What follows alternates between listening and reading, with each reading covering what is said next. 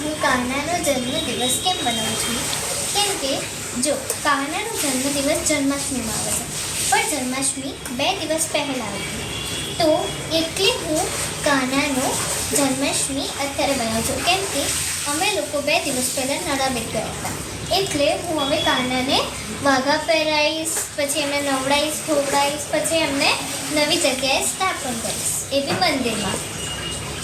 તો પહેલાં હું એમને લોટાથી જળ નાખીશ. તો એમનો પહેલાં જળ અભિષેક કરું. ઓકે, હવે આમનો જળ અભિષેક થઈ ગયો છે. હવે એમનો હું દૂધ અભિષેક કરવાનો.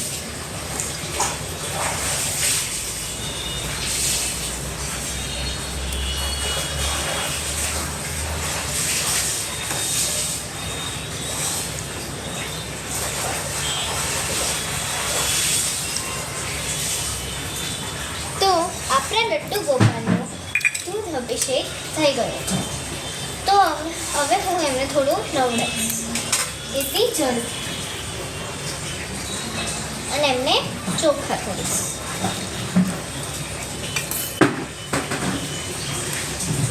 ઓકે, તો એમનો અભિષેક થઈ ગયો છે, નાવાનો કાર્યક્રમ પૂરો છે.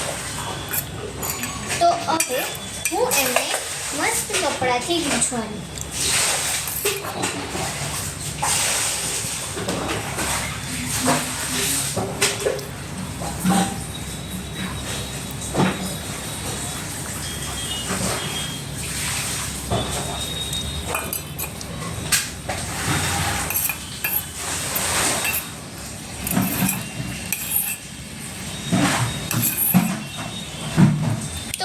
હવે હું છે ને એમને વંદન કરું. હવે બહુ ચોખ્ખા દેખાય છે.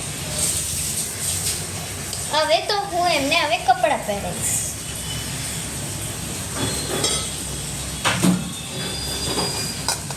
તો કપડાં પહેરાવવાના પહેલા આપણે કપડાં છે ને એમને ગમતા પસંદ કરવા પડશે.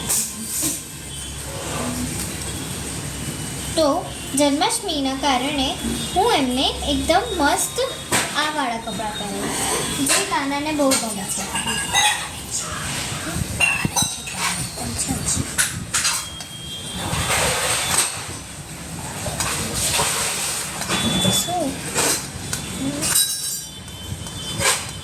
તો એમને મેં જે કપડાં પહેરાવી દીધા છે, હવે હું પાછળથી એમને પહેરાવીશ.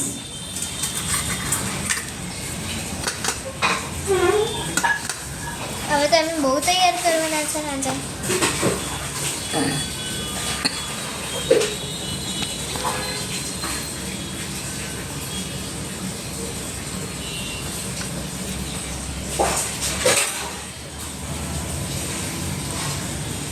તો એમને પાછળથી સેટ કરી લીધું છે, તો તમે જોઈ શકો છો. પણ આ બહુ થોડું ઢીલું છે, એટલે ફરીથી કરશે.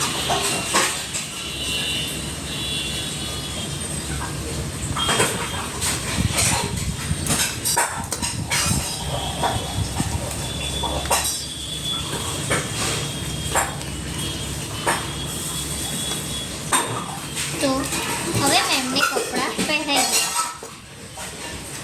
તો હવે એમનો શૃંગાર કરીએ.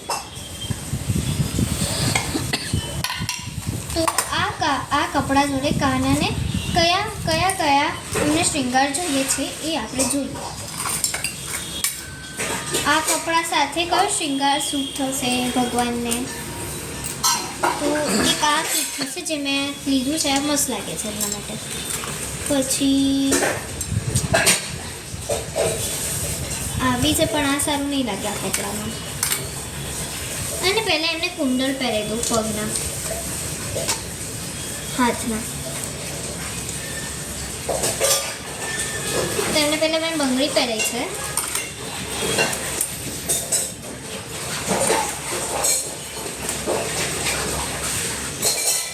હવે એમનું આપણે મુગટ જોઈએ. તો એમની બાંસુરી બી આપણે જોઈ લઈએ. તો કાનાજીને આ વાળી બાંસુરી મારા હિસાબે એમને પસંદ. અને એમનો મુગટ બી એકદમ ચમચીલો અને મસ્ત લાગવો જોઈએ. એટલે આપણે આ વાળો મુગટ પહેરાવાના છીએ. તો પહેલાં આપણે એમને મુગટ પહેરાવી દઈએ. ના, પહેલાં એમને અહીંયા પહેરાવીએ, પછી એમને મુગટ પહેરાવીએ અને પછી એમને આપણે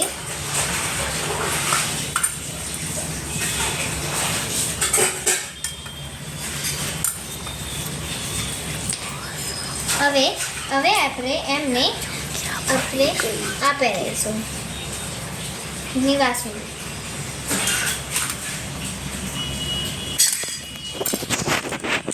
તો એની સાથે ભગવાનની તકિયા બી જોઈએ. તો મેં આ વાળા તકિયા પસંદ કર્યા છે અને એમની સીટ બી આપણે બનાવી દઈએ.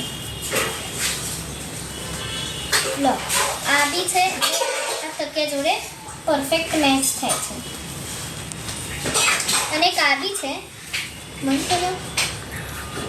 એક આ બી છે જે આપણે એમની નીચે રાખીશું. અને હવે આપણા કાનાજી એકદમ પરફેક્ટ રેડી છે. તો હવે એમને આપણે એમની ખુરશીમાં બેસાડીશું.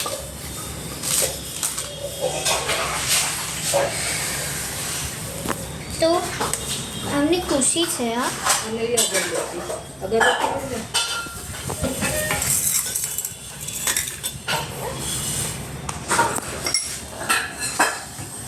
તો હવે રેડી તો થઈ જ ગયા છે. હવે ખાલી કાનાજીને આપણે એમની ખુરશી પર બેસાડીશું.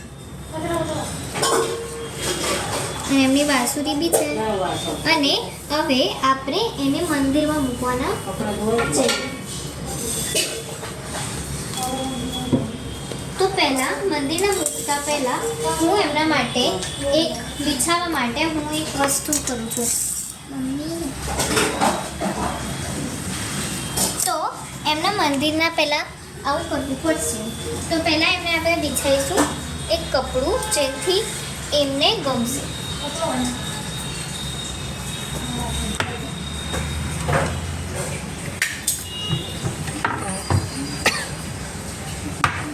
ઓકે, તો હવે એની ઉપર આપણે ઓર કપડું બિછાવીશું અને હવે એની ઉપર આપણે આપણા કાનાજી સ્થાપિત કરીશું.